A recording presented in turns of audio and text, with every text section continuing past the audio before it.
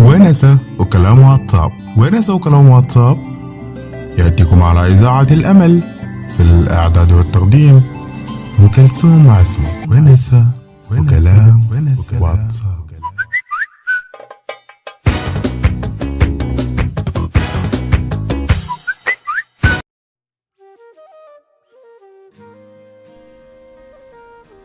مساء المحبة، مساء المودة، مساء سعيد لكل الناس اللي بيتابعونا عبر أثير إذاعة الأمل. المستمعين الأحباب، تحياتي لكم، رمضان كريم، تصوموا وتفطروا على خير. سعيدة جدا أطل عليكم عبر برنامج ونسة وكلام واتساب.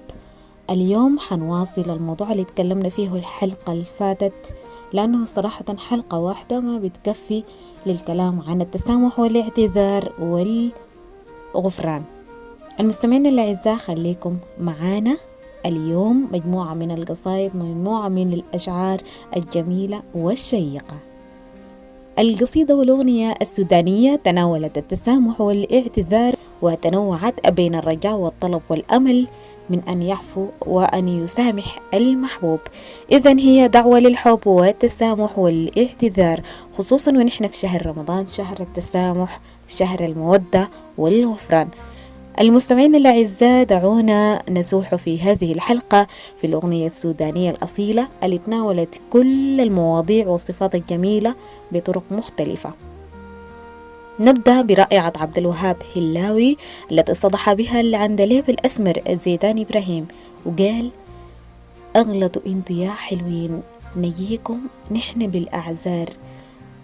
وفي أغنية تانية غنوها البلابل من كلمات تجاني حج موسى، وحملت معنى إنه مهما اشتد الخصام لازم في النهاية يسود التسامح.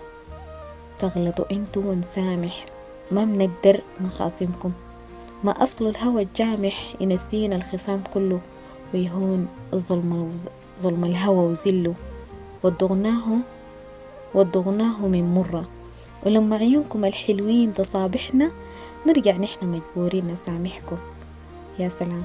ومن كلمة الزين عباس عمارة تغنى الجابري بأغنية سامحني، وشرحت أهم أسباب التسامح والتواصل والقرب والمحنة. سامحني ما تغلط علي، وحابتك كل أيام الهنية، قلبي راضي وراجي مستني تحية، مرة جامل ومرة ما تنسى المحنة، ومرة واصل عندي قربك أحلى جنة، جنة نقطف من رياحين المودة.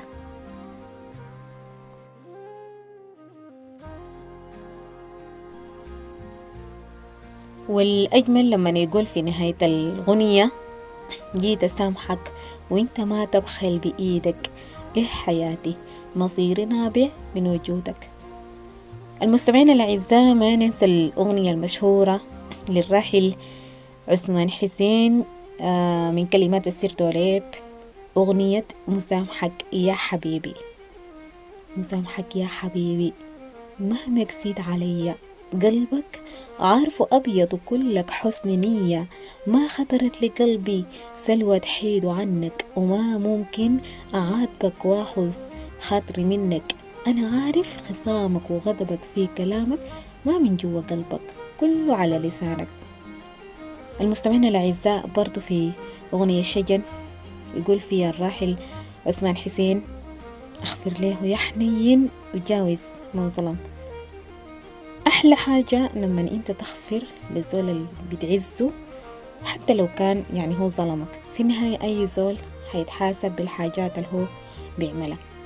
من الناس اللي ذكر التسامح والاعتذار في أغنياتهم الفنان صلاح مصطفى، كلمات الشاعر مصطفى سند. شفت الصدفة الغريبة دي، مصطفى. يا سلام، أحلى حاجة. في أغنية حملت كل معاني الاعتذار ونبذ الخصام وطلب التسامح، وقال فيها: ما عدت قادر أنتظر، سامحني غلطان بعتذر، ما كنت قايل من عتاب تحكم علي بالوحدة والشوق والعذاب، انت الجبال شلت الصعاب، في درب عديت ألف باب، لو انت زهو الحسن في حسنك بدا، لو انت زهو الحسن في عيونك بدا، خليك أمين في العشر ليه آخر مدى. كيف تنسى لهفة قلبي ليك، تنسى الحنان اللي كان لديك، لو مر اسمك في البعيد شايل الصدى بل النسايم الحلوة بغطر الندى، بل النسايم الحلوة بغطر الندى. مستمعين الأحباب، الكلام بطول في التسامح والاعتذار، وإن شاء الله حنواصل في الحلقة الجاية، لأنه كده نحن وصلنا لنهاية حلقتنا لليوم. إلى اللقاء، كنت معكم في التقديم أم كلثوم عصمت. مع السلامة.